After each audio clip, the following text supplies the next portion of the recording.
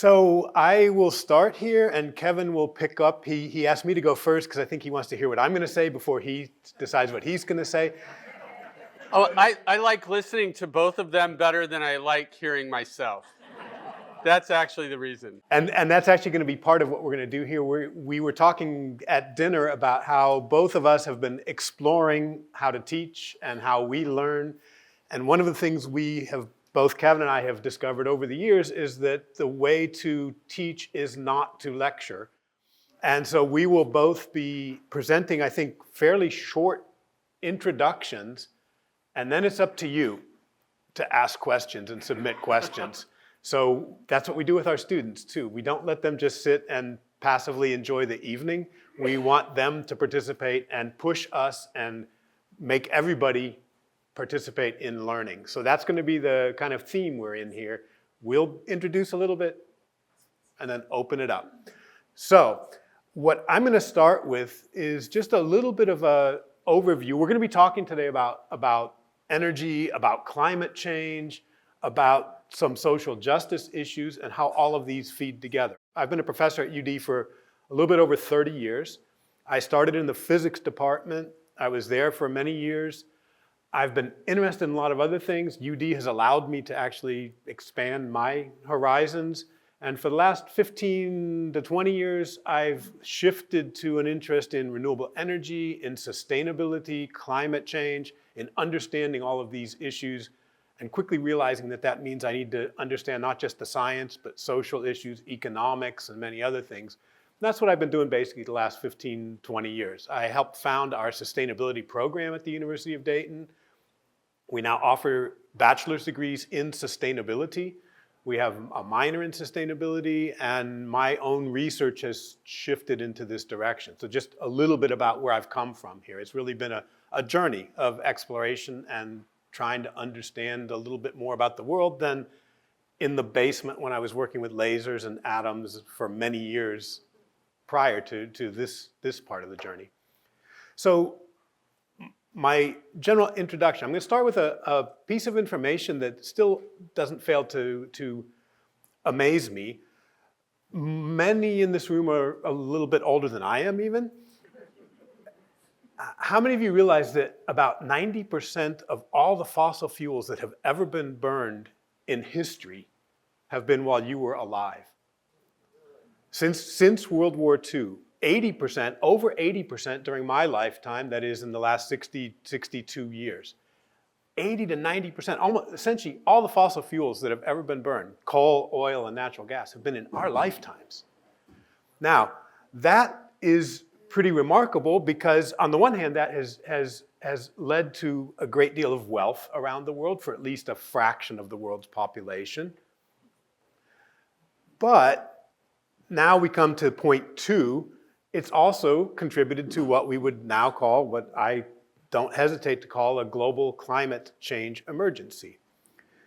And we've known for well over 100 years, 150 years essentially, that putting CO2 into the atmosphere, carbon dioxide from fossil fuels, will warm the planet. There was just not a good sense of how much that would be. But even 120 years ago, scientists knew you put this much CO2 into the atmosphere, you burn this much coal, you will raise the temperature of the planet by this much. So this is not new science either. We've known this for a long time. 100 years ago, the scientists who first did some of the calculations said, but we could never put that much fossil fuel CO2 into the atmosphere. Well, we have. Okay, so that was point two. We're now, to finish that off, we're now really approaching what are termed dangerous human interventions in the climate system. So point three is in 2015, the countries of the world came together and said, we know this is a problem. We need to commit to limiting the temperature rise of the planet to 1.5 degrees or at worst 2 degrees Celsius. So 3 degrees Fahrenheit, more or less. The average temperature of the whole surface of the Earth, which should raise some questions how we measure that, but okay.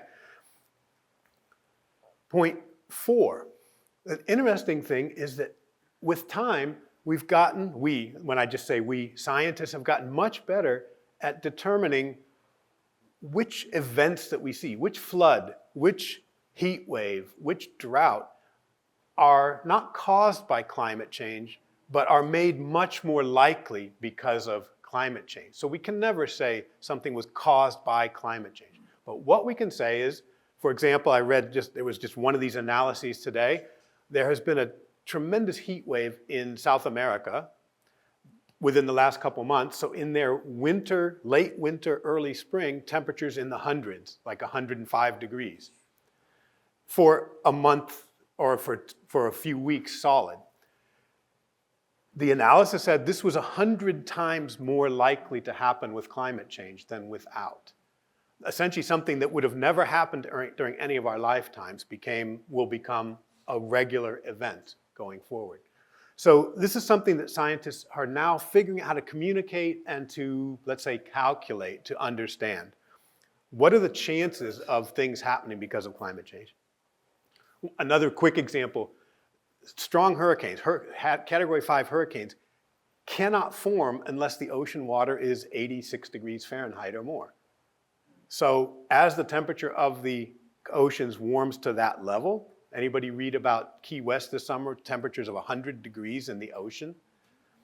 That much warmer water makes these strong hurricanes possible, where they wouldn't have been prior. Okay, so we're learning about the science along the way. Now, one of the things, so I'm going to shift gears a little bit. One of the things that has been indirectly furthered by fossil fuel technologies is we've been able to develop non-fossil fuel technologies. We're now at the stage where most places in the world, wind and solar power are the cheapest sources of electricity you can buy, you can install. If you're a utility, that's the cheapest source you can do. Witness the whole Midwest of the US with wind exploding in the amounts that's being installed.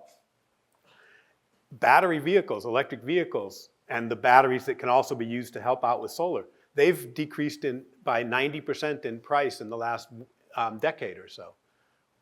Most estimates are, we now know that about 15 to 20% of global sales of vehicles are electric vehicles. 15%. 5 years ago, it was maybe 2 or 3%. Now it's 15%. Analyses say by 2030, it could be 2/3 of all vehicles are electric vehicles. That's only a few years away.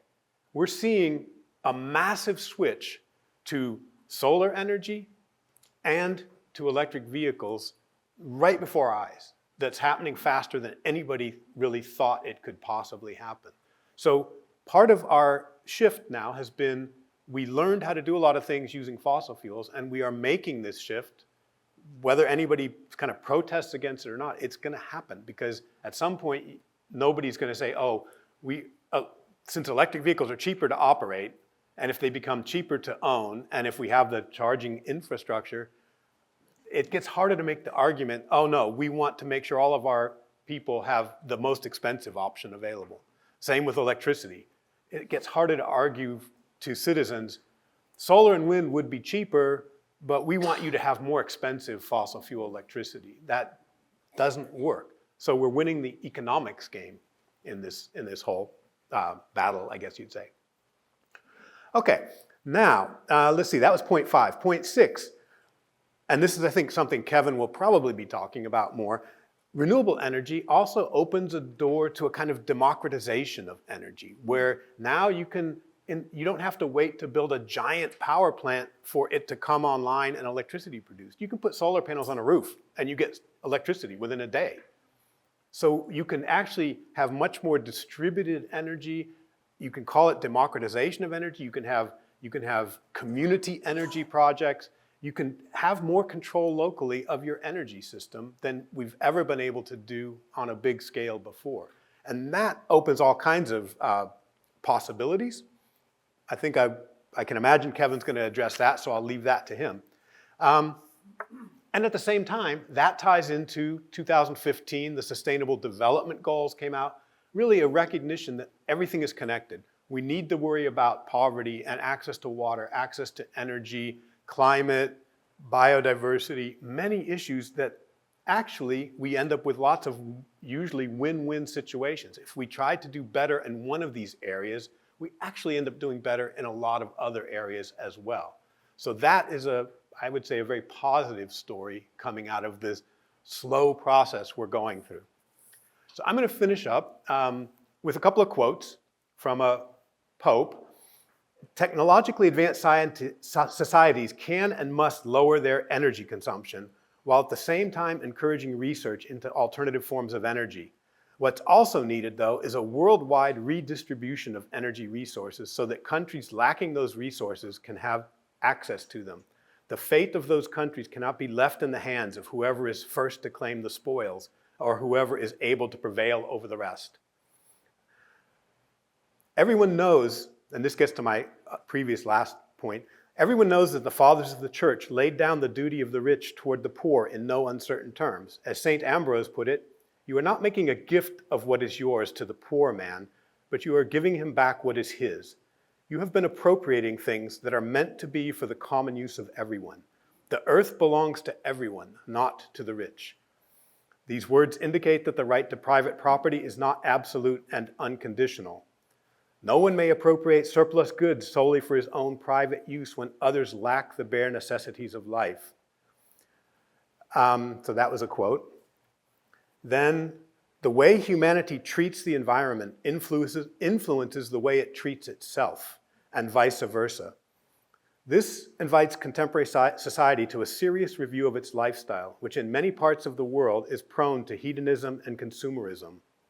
Finally, it is likewise incumbent upon authorities to make every effort to ensure that the economic and social costs of using up shared environmental resources are recognized with transparency and fully borne by those who incur them, not by other peoples or future generations. The protection of the environment, of resources, and of the climate obliges all international leaders to act jointly and to show a readiness to work in good faith, respecting the law and promoting solidarity with the weakest regions of the planet. So I realize this is also a Catholic-based community to some extent, at least. Do we know which pope that was? Benedict. With Pope Paul VI thrown in as well. But mostly that was all Pope Benedict.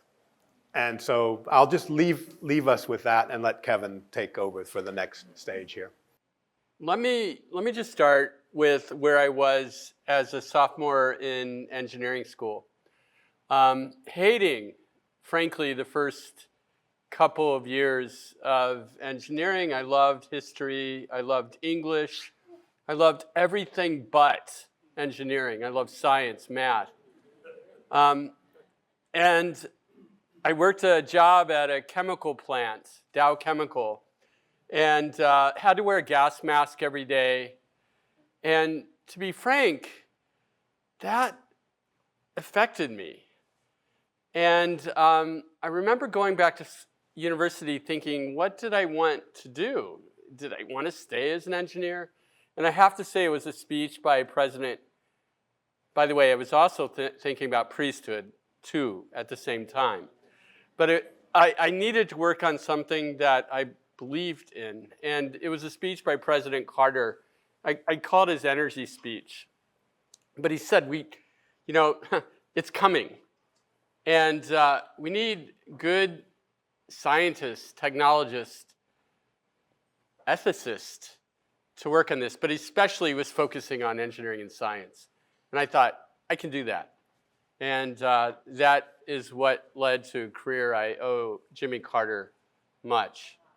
I've been at the University of Dayton 35 years as a mechanical engineer, even though I would say I'm an artist first, a humanist second, and engineering goes way down the list. I love creating, I love imagining, and I love educating. And the life has been rich, amazing, but I always wanted to do more. And I believe that there was a role for technology in the solutions. And let me just go to one of the points that Bob brought up relative to equity. 1 billion people in the world don't have access to power.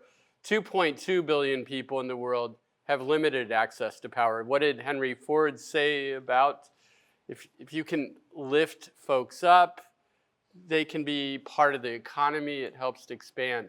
But do you know how difficult it is? I've been working projects the last few years to try to get renewable energy projects off the ground in Africa and communities that don't have power.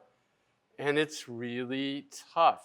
It needs donations. It needs gifts to make happen.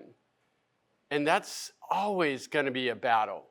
Where's this money going to come from? And so I think a lot of people in the world are thinking about how can we leverage the economy? How can we leverage capitalism even to enable? And I have to say, that's actually what I've been thinking about my career.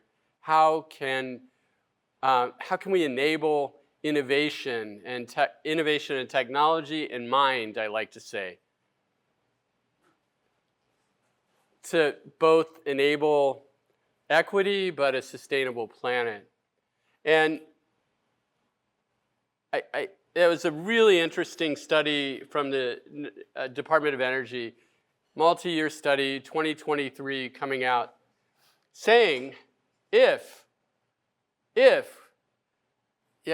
can achieve carbon neutrality, not if, we can achieve carbon neutrality by 2035 in this country and frankly the planet through renewable energy. By the way, and through innovation, through technology that enables. And it said if we were paying the real price of the energy that we were using, if we were paying for the damage of the storms, the fires, the climate immigrants who are having to leave territories, coming out of Africa, coming out of South America, Latin America, if we were paying for the health impacts, guess what? The fires that we're seeing all over the world are having serious health impacts. If we're paying for this, renewable energy is a cheaper option. It's a better option economically for us. And I guess that's a change in mind. Somebody's got to pay for this. And can we just keep asking our children and our children's children to pay the bill? Because to be honest, that's what we're doing right now. With that said, the NREL kind of said there's some things that we can do now that are no-brainers in this country and all around the world. Did you know that singly the United States is looked at in terms of its energy innovation for one thing? Not our solar panels, not our wind turbines, although University of Toledo actually helped to create a really great brand of solar panels. And now they're manufacturing in the United States right now. Maybe you didn't know that, but they are. They make the best solar panels in the world. First Energy out of Toledo.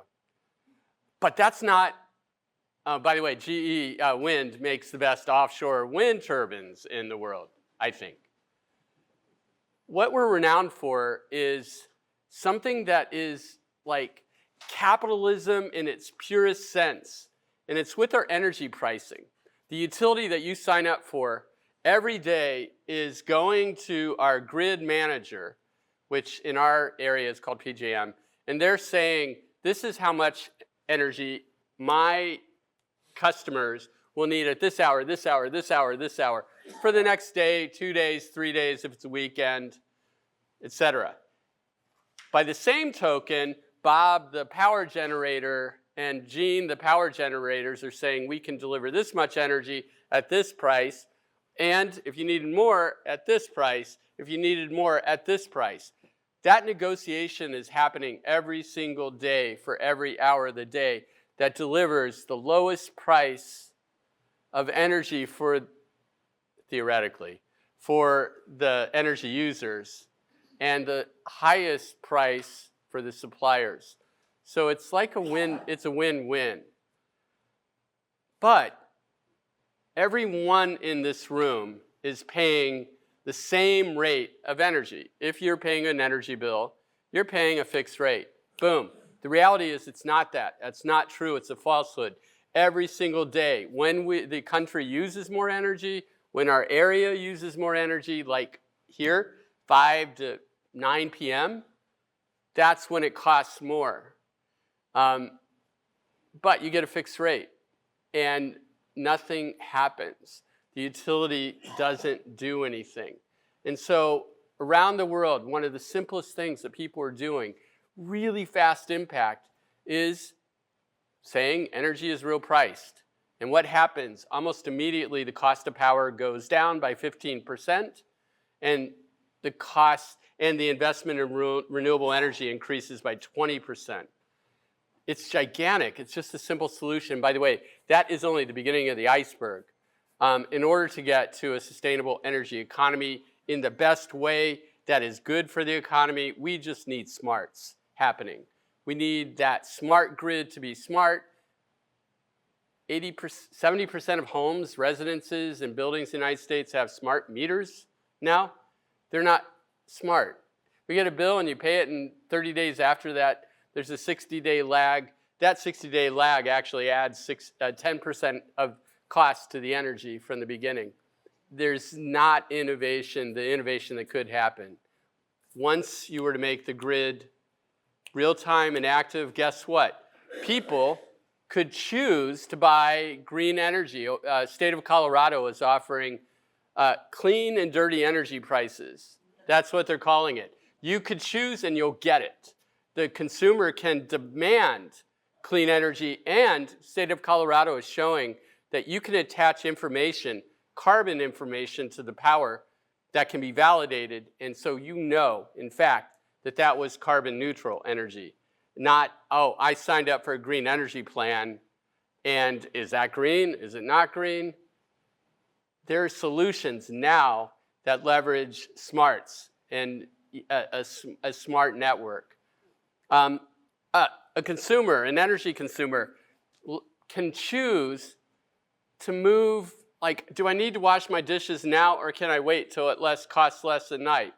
They can make decisions. And by the way, if they can make those decisions, it knocks demand down during the peak parts of the day, and it makes the penetration of renewable energy happen. We just need that kind of economic innovation happening and choice happening. And I think we can get there a lot faster. I'm sure we can get to that 30% carbon reduction. How much carbon neutral by 2050, or 50% carbon reduction by 2050? Electricity Yeah. by 2035. We can get there. I think there's so much pessimism, believe me, it's a whole career of pessimism that we faced over time. But I've remained, in the spirit of my religious tradition, I've remained ever hopeful, and I believe in, like, our power as a community of people to come together. We've done that during critical times throughout humanity. World War II is a prime example. We can come together and we can be solution solvers, not impediments to the solutions that need to be made. The question was, what's the big deal about being carbon neutral? What does that mean? So that's a good question. I mean, we tend to toss around terms sometimes that, yeah, we hear them 10 times a day. Not everybody does. So carbon neutral means that we need to get to an energy system where there are essentially no coal, oil, and natural gas being burned, no CO2 emissions to the atmosphere. And that is, I mean, we have a goal to keep the planet at a roughly safe temperature rise. That needs to happen by about mid-century, globally, and more quickly here. And that's a huge undertaking, because 80% of our energy comes from fossil fuels.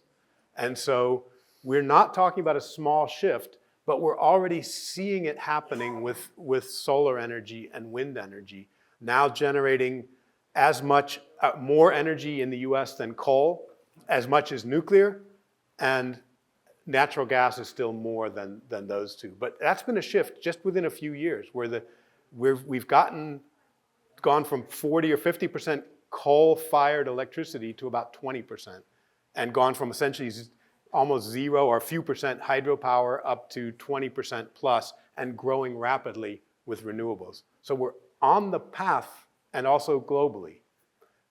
Maybe not fast enough, but it's shifting. Yeah. So that's a good, does that answer the question then? Yeah. Okay.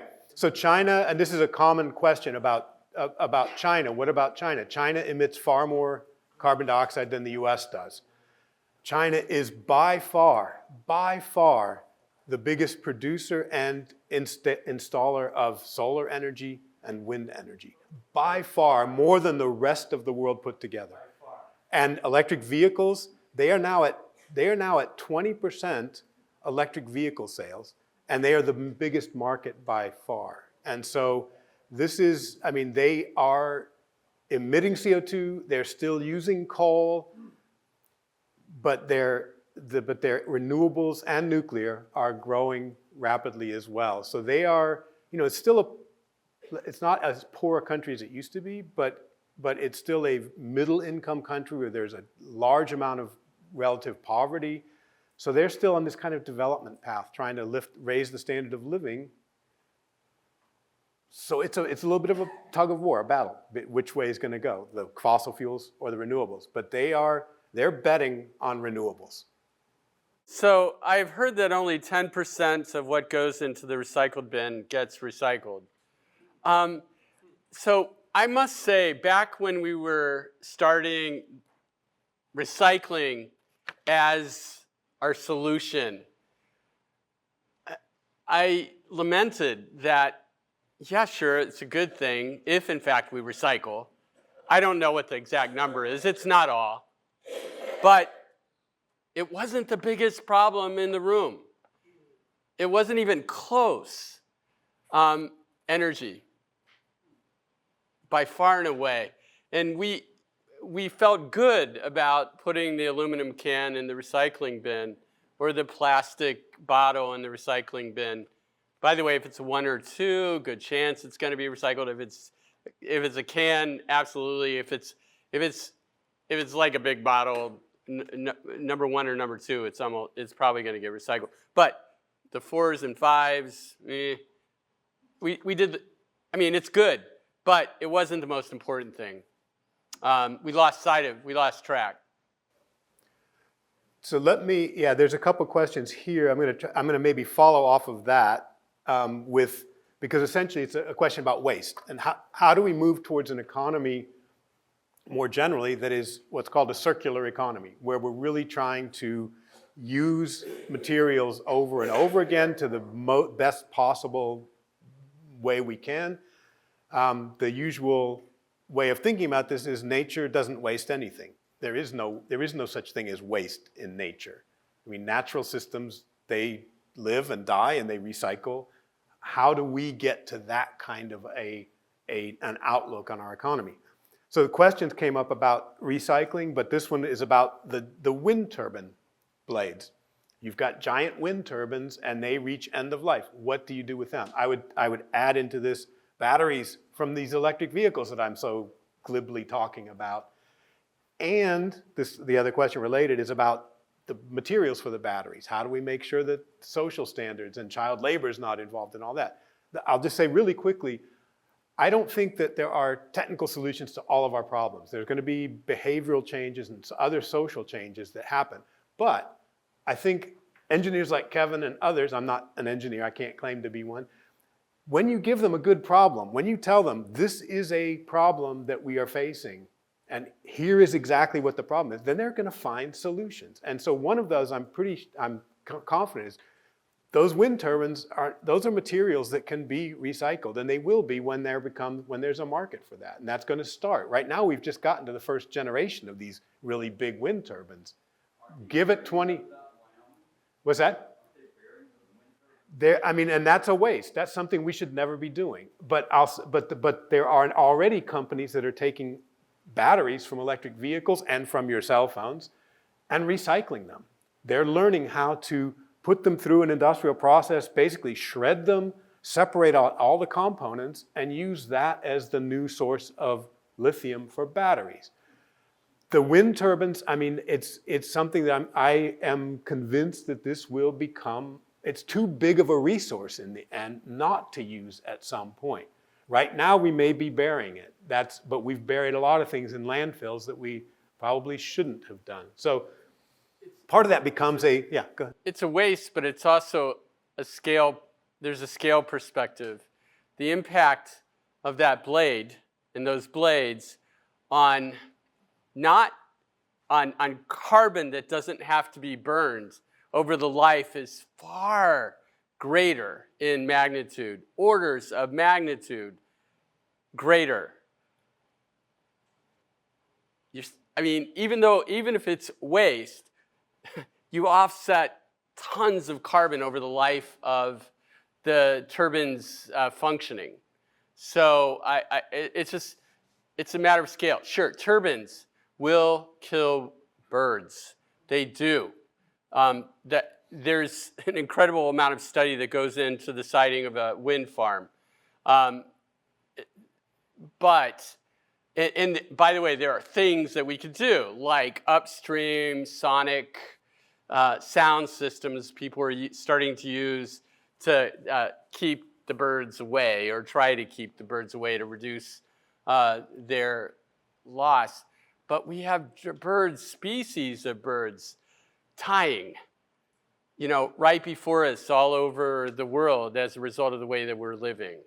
So we have to kind of consider scale. And that one I would also say there's plenty of studies that show that the number of birds killed by buildings, vehicles, and cats is, I think it's something like 10,000 or 100,000 times more than wind turbines. So it's really but at the same time, one of the things I think that both Kevin and I would agree on, this goes back to this, mining lithium with child labor somewhere, or destroying environmental areas to get these new materials.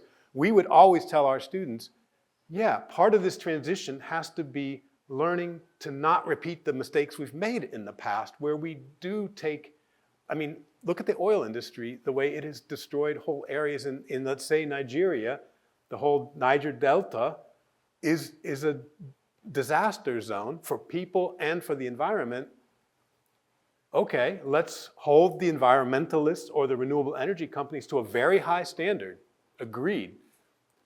But then let's hold the fossil fuel companies to that same standard and we haven't been doing that over time. So I think we really need to be very careful about this transition and how it happens. Make it sustainable, make it respect people. We need to do all that for sure. If everybody heard that, it's basically, how do we account for all the carbon dioxide emissions that go into the production of all these new electric vehicles? How do we change human nature? There's a separate one. And how do we account for land use for the renewable energy? The first thing I would say is that there have been a lot of studies about the life cycle emissions of electric vehicles. And they show uniformly, in any decently done one of these studies, there are some that really distort it in a bad way, but that the electric vehicles result in less emissions than a gasoline-powered vehicle by a good amount. And okay, but that's fine, because the lifetime, cars on average last 15 to 20 years. But they last that long. But they cascade down. Other people buy them after they're sold. They stay in action for 15 plus years. Yeah, that's true. But again, we know how long cars last. They do win out on the carbon balance, and that gets better. The point is, it gets better and better over time, because as the grid becomes cleaner, which it has done dramatically in the last decade or so, then those emissions from plugging in the car, go down even further. So the electric vehicles, I don't have any doubt that's a win. It's certainly not zero. So if one of your points would be, right now we aren't manufacturing those cars with zero emissions. Although the car that I bought 9 years ago, electric vehicle that I bought 9 years ago was manufactured in a plant run on solar and wind. And the carbon fiber for the body was all manufactured in Utah where it was run, where the electricity was mainly from hydropower. So almost all the energy that went into building the car was renewable energy already then. Now that's not the standard for all the cars, but there are, I mean, I take seriously the point that we need to think about this whole chain of emissions and of energy use and of social well-being along the way for any of these new technologies, but we still need to think about it for all the old technologies too, which I don't think we have done. It feels to me often like we're holding the new technologies to a much higher standard than the old technologies. But we can argue about, you know, where are crossovers, where do we have to think about this? My main point is we need to think about this. We definitely need to think about this whole chain of things. And not be afraid to say, okay, that one is not going to work. We thought that was going to work, and it's not. But so far, this hasn't been the case. Yeah, so we can take it. Yeah. Plastic. We haven't talked about plastic. We're filling the ocean with plastic. Plastics. So the question is plastics. What do we do about plastics? We know that basically plastic use it's a petroleum product. It's also during our lifetime. This is something that our generation is responsible for, this massive use of especially one-use plastic that we then throw away. It wasn't common much earlier. And so, yeah, this is a lifestyle change that we've made. We made a lifestyle change saying, oh, we're going to use these plastic bags and throw them away. Okay, maybe we need to make a change and not do that, or get really serious about recycling that plastic, but I think that becomes that's a more difficult question. It's clearly a serious problem in ecosystems that we're recognizing and need to address. Anybody heard of the Oktoberfest in Munich? Yeah. The one in Munich. I lived in Munich in 92, 91, 90, 91, 92. And at that time, they decided to make a switch you can check me on this to make sure I remember it right, to go away from single-use dishes or glasses or anything there. 7 million visitors in 2.5 weeks, and they use washable dishes, silverware, mug, and don't forget the beer mugs. Yeah. So this is something that was 30 years ago where they made that decision. And I liked, again, this is, faulty older memory maybe, but what I remember of that story partly was, what did that do? Oh, it opened up a new little branch of people who would travel from festival to festival with their portable dishwashers and helping out to clean up all this so that people could have enough beer steins to get another Mass of beer. So, so I think that is a tiny issue, that example is a tiny one, but it shows that we can make changes if sometimes we need to be pushed pretty hard to do it. I was in Jamaica a few years ago in a supermarket and realized then, oh, they've banned plastic bags. In Jamaica, there was no option of getting a plastic bag at the supermarket. Okay, on my pessimistic days, I say the same thing, that we won't do anything until it's too late. On the other hand, I see that we are now ramping up rapidly renewables. We're ramping up the electric vehicles. We're trying to think about ways to, I hope, to do this in a safe environmental way. Maybe we do make changes if we need to. We cut down on smoking dramatically suddenly within a very short period of time. How many of you went to school where teachers were smoking in the classrooms? Can we even imagine that today, that all of you are sitting here in this room smoking cigarettes?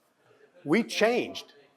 We changed in a way that in 1960 would have been thought impossible. I was at a conference, and there was a speaker, Greg Hitzheisen, from Ohio Interfaith Power and Light. So it was an organization trying to work through churches to effect change. And Greg did something, and by the way, I had a friend talk about climate change depressing people. I tried to speak to possibilities of solutions, but he showed pictures of his children and his children's children. And to be honest, he impacted hearts and minds.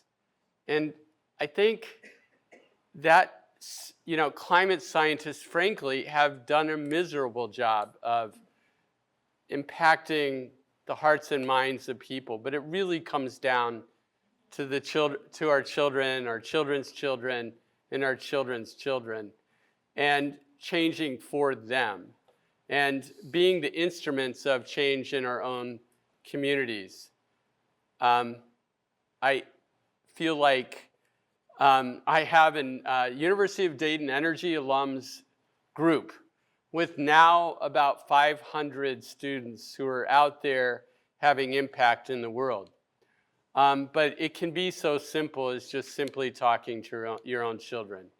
One touch makes other touches, and other touches happen after that. So, hey, by the way, I do want to leave you. There's a lot more things to be hopeful for. I have an alum who's working for Commonwealth Fusion in Boston. They're going to have their first fusion technology happening in 2025, actually on a pilot scale. Probably 20 years off, but fusion is nuclear energy out of water, and it's hopeful. I'm working with the Air Force right now on renewable gas. So the concern over batteries is also a concern of mine. The concern about our electric grid is a major concern of mine. Electrification of our grid, people have estimated, could cost the country $5 trillion to get it working. It's not really working well. It's antiquated and not capable of handling more load. We have gas lines that are at 50% capacity. It's possible to generate renewable gas that goes into the pipelines, and frankly, we have enough capacity in pipelines to be able to power the whole of the country for a whole year.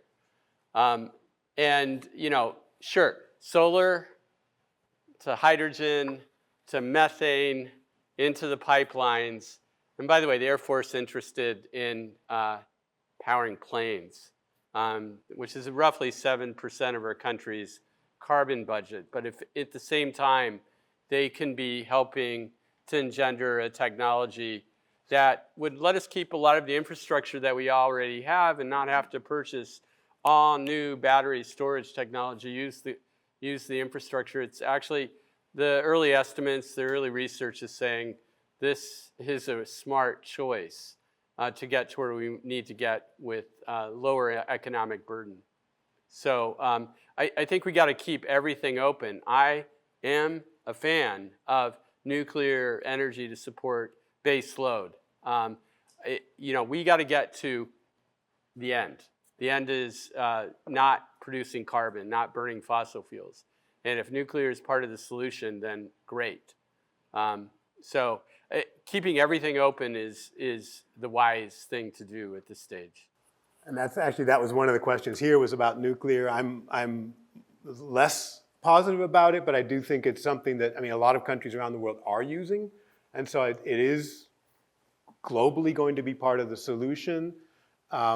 There are things to worry about that, I'm not even going to talk about the waste. It's expensive. It's really expensive compared to wind and solar. It's much more expensive. But it may actually be cheaper. So there are things called micro nuclear plants that are coming that are estimated to be in the range of about $3.60 a watt. Solar, by the way, if you buy a solar panel right now, that's 25 cents a watt. That's not installed. So the nuclear price, not exactly fair. I cheated. That was an installed cost. So solar for community farms is about 90 cents a watt. So 4 times gap. But don't need to change the infrastructure. You could have those nuclear plants on small scale in local communities as part of microgrids. So I think the solution is to keep everything open, and so that we can get this figured out and get a path that works for our children. Let's see. So what else do we have here? There was, Kevin kind of touched on this. There's one about big cities and how do you do electricity for large cities and with batteries. I mean, there are technical challenges still with a lot of this. You can't just put, cities with skyscrapers. The area is just not going to be really enough for solar, but they're still hooked to the grid anyway. You don't have power plants in the big cities right now either, except in Europe where they do, and then they use the waste heat from those power plants to actually heat water and heat industrial processes. So you can now, I mean, in Berlin where I spend a lot of time, there's a power plant in the middle of the city running on natural gas. It's a very efficient power plant, 60+%. And then the rest of that energy, the 30 or 40%, is used to heat homes and water. And so it is actually if you're going to use a fossil fuel, they're actually using 90% of the energy in that natural gas instead of we usually use maybe 40%. So there are even ways within the current system that you can make it more efficient. But again, the system is possibly going to be more complex in the future, where you have this wind and solar and they're fluctuating, and then you have battery storage, and you have hydrogen being produced when you have too much wind and solar, and you're mixing all this stuff up. But that's not a fundamental problem. We've got computers, we've got smart systems that can do this. As Kevin said, we're not even using the ones we have now with where we can tell our washing machine when to turn on to save a little bit of money, even though it's all kind of there already. So I think that it's not that all this is trivial to do, but we do have a grid in place. As I'm going to say one more thing about the grid, because Kevin did say we need a lot of investment into that grid. This is one of my favorite or least favorite points to make. As a society in the US, we've become, during my whole lifetime roughly, very complacent. It was sort of you or my parents' age, my grandparents, who actually paid taxes and built things like grids and interstate highway systems. And since then, we've said, well, we don't feel like paying taxes anymore. And so our grid is antiquated. We have not invested in it. And we've certainly not invested in keeping it up with a growing population and new technologies that are being put onto the grid. So that's going to have to happen. No matter what, it's going to have to happen because we've neglected those investments over decades, I would say. So that's the plug for my grandparents and their willingness to build up the system that we're living on. This question, other than political, are there any valid reasons for all of the climate deniers? Listen, some people like change, some people don't, but we believe that all have dignity in the eyes of God. They're with us, and it's our role. I mean, we believe that science says climate change is real. And I'd like to say that I have always been conservative. I'd like to err on the side of safety as an engineer. A lot of our decisions are conservative and on the side of safety. And I consider this as safety for my children. And even with uncertainty and anything that we project with climate change is associated with probabilities, not complete certainty, even though that uncertainty gets smaller and smaller. I err on the side of safety and hope that we can do that. Somebody asked, I do AI, so how can AI be helping to do climate change? It generates CO2. AI is taken off, and anytime we use it, it's generating carbon, unless the plants are nuclear powered or solar or wind. But I'm working a project in, one of the problems in the developing world is investment. How do you make equity and access to energy happen without donations?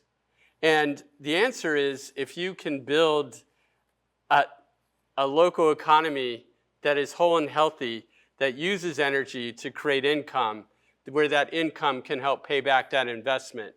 And so we're actually working a project to design circular economy villages all over the world. That would include education, healthcare, blank. And I gotta tell you, this isn't possible if we didn't have AI working with us on these kind of big problems.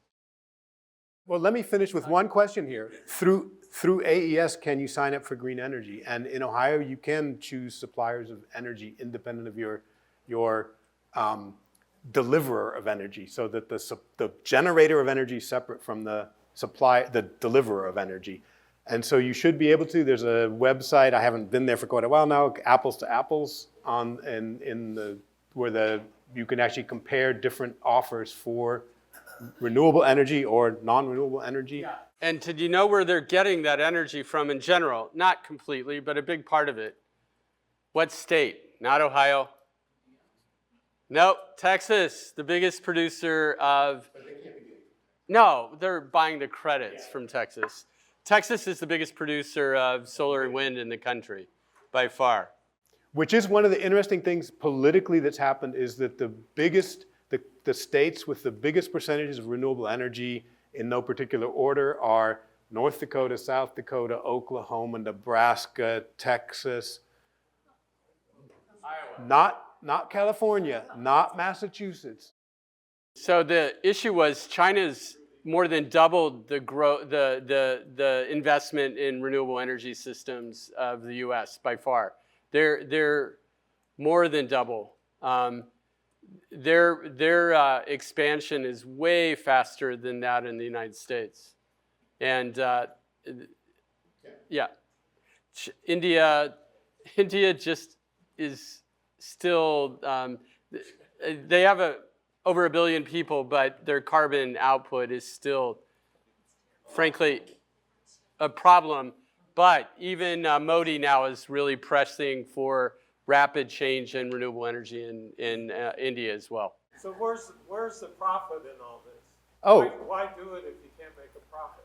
Well, okay, so that's a big question. But companies are making profits at it now, and so that's and I have to say, there's been one of the big setbacks, right, in the last couple of years was clearly the Russian invasion of Ukraine, because what that did was it drove up the profits of the oil and gas companies just tremendously for no reason of theirs. This is not a business or an investment thing. It's just because the price on the global market of gas and oil spiked, and so suddenly these companies, through no intelligence of their own, made amazing profit levels, which they've been using now to buy back stock, reward stockholders, and not to invest in future technologies as much. So this is, I mean, on the one hand, you can make profits off this, off of renewables.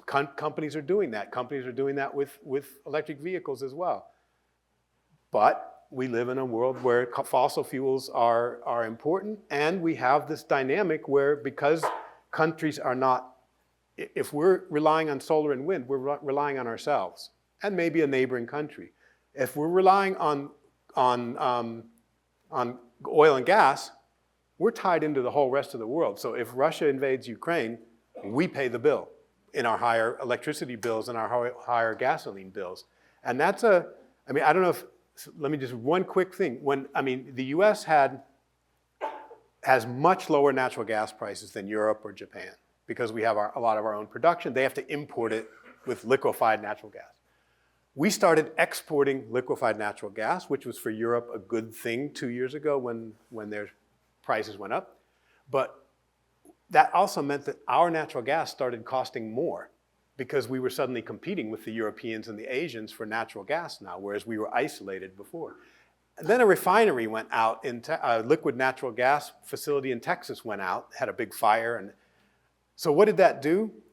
You would think normally, oh, we just lost a big facility treating natural gas. It drove the gas prices down in the US because suddenly they couldn't export it anymore.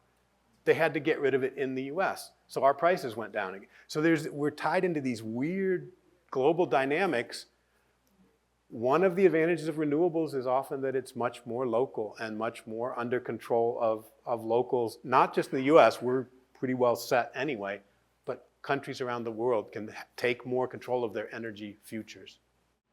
Yeah, you maybe didn't know this, but the US military has said all homegrown energy from now on. We can't be reliant upon natural gas coming out of anywhere else in the world, as they were in Europe before the Ukraine invasion. So the cool thing is that commitment is going to be big for the United States. That commitment to U.S. energy supplying military, yeah. Henry Ford said in 1920, the future of the energy is the sun. So just need to say that. Thank you all for being here tonight. Yeah. Thank you for